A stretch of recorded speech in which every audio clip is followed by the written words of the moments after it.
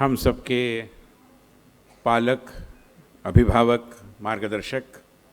राष्ट्रीय स्वयंसेवक संघ के पूजनीय सरसंघ चालक माननीय डॉक्टर मोहन भागवत जी, इस प्रदेश की महामहिम राज्यपाल श्रीमती आनंदीबेन पटेल जी, जिनके सानिध्य में आज हम सब यहाँ पर एकत्रित आए हैं, वो मोक्षायतन संस्थान के आदरणीय गुरुदेव स्वामी भारत भूषण जी,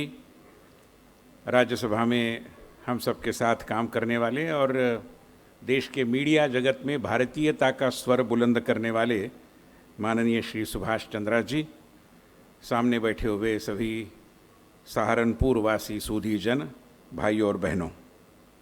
सबसे पहले तो मैं स्वामी जी का और मोक्षायतन संस्थान का, और जिसमें आचार्य प्रतिष्ठा जी का भी समावेश है, बहुत हृदय की गहराइयों से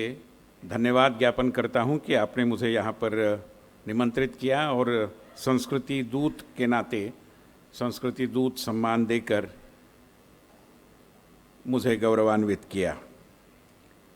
वैसे मुझे तो लगता है कि भारतीय संस्कृति की विशेषता यह है कि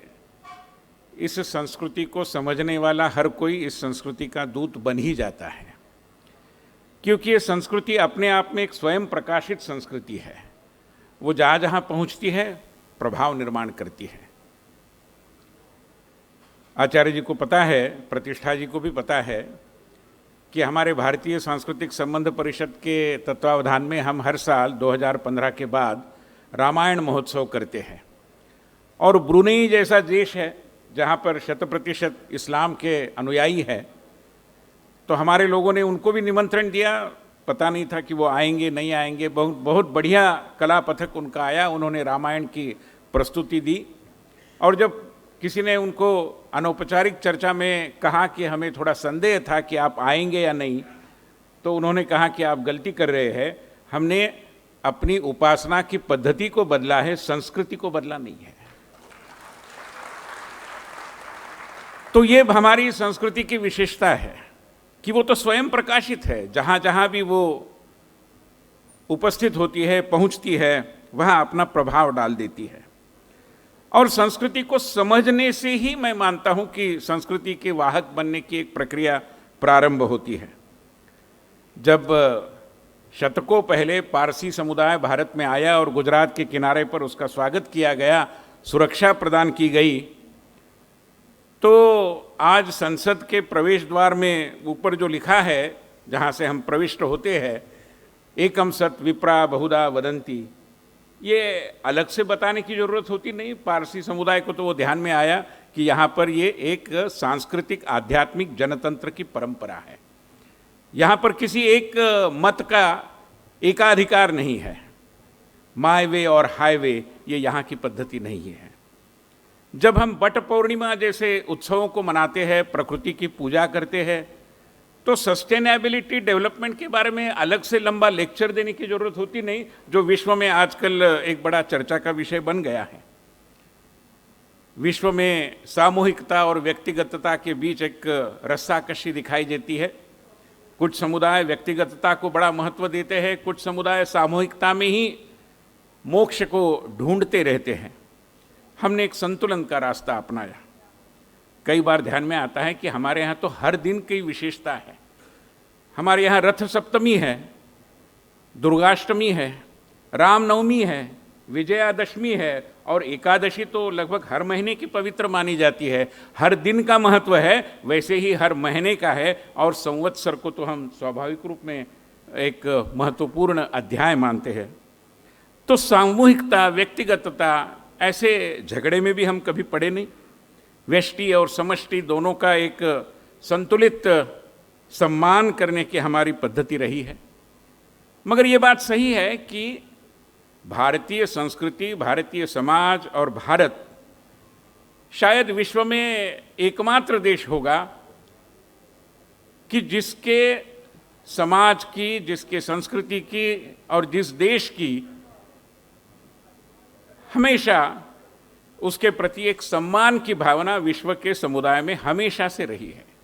भारत के प्रति द्वेष है, ऐसे इक्का दुक्का देश होगा कोई, मगर सामान्यतः भारत के प्रति आकर्षण जहाँ पर है, प्रेम है, ऐसे ही देश इस पूरे विश्व में है। मगर आकर्षण यद्यपि महत्वपूर्ण है, शायद पर्याप्त नहीं है। आकर्षण को जब तक हम आकलन में परिवर्तित नहीं करते, तब तक भारत की जो सौम्य संपदा है, जिसे अंग्रेजी में सॉफ्ट पावर कहा जाता है, उसका प्रभाव विश्व मानस पर हम निर्माण नहीं कर पाएंगे। और इसलिए जरूरी है कि हम सब इस संस्कृति के दूत के रूप में काम करें। उसी पद्धति से मुझे तो कई बार लगता है कि जैसे भारतीय जनतंत्र की बात हम करते हैं, अभी अभी स्वाधीनता के अमृत महोत्सव में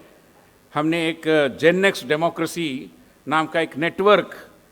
उत्पन्न करने के लिए विश्व के जनतांत्रिक देशों के 75 जनतांत्रिक देशों के हर देश के 5-5, 6-6 लोगों के ऐसे 30-35 लोगों के समूह एक समय ऐसे भारत में बुलाना और भारतीय जनतंत्र का उनको परिचय करा देना, जनतांत्रिक संस्कृति का परिचय करा देना, ये कोशिश कर रहे हैं। तो अभी अभी जो एक दल आया था विगत नवंबर में, तो पोलैंड की एक युवा सांसद आई थी और बहुत तरीके से उन्होंने भारत के बारे में अध्ययन किया, समझा, कई जगह उनका प्रवास हुआ और जाते समय उनको जब अभिप्राय मांगा गया तब उन्होंने कहा कि my only message is India should be blowing its own trumpet more loudly. ये बात सही है कि जब तक हम अपनी संस्कृति के बारे में विश्व समुदाय को बोलेंगे नहीं, कहेंगे नहीं, बताएंगे नहीं, तब तक आज के बदले हुए जमाने में उस संस्कृति का परिचय होना कठिन हो जाएगा। आकलन होना, इसके लिए हमें जरूरी है कि हम अपने वाणी और व्यवहार से संस्कृति का आकलन विश्व समुदाय को कराने की कोशिश करते रहे, जैसा एक काम यहाँ पर मोक्षायतन योग संस्थान में भी हो रहा है। अंत में मुझे इतना ही कहना है कि भारतीय संस्कृति लोकतांत्रिक है, सर्वसमावेशी है, मगर चुनौती यह भी है कि यद्यपि हम समावेशन के लिए जाने जाते हैं, समावेशन की प्रक्रिया में समावेशक और समावेशित दोनों की एक भूमिका रहती है। मैं मानता हूँ कि सभी को समावेशित बनने की प्रेरणा देने में समावेशक के नाते हम सभी इस संस्कृति के पूजक जो है, अर्चना करने वाले हैं, संवाहक बनकर काम करने वाले हैं, हमें यह शक्ति प्राप्त हो, इस शुभकामना के साथ और आचार्य जी के प्रति आभार व्यक्त करता हुआ माननीय सरसंघ चालक जी की उपस्थिति में यह सम्मान पाना मैं मानता हूँ मेरे लिए एक पाथेय है। पूरी विनम्रता से उसको स्वीकार करते हुए आप सबको प्रणाम करता हूँ।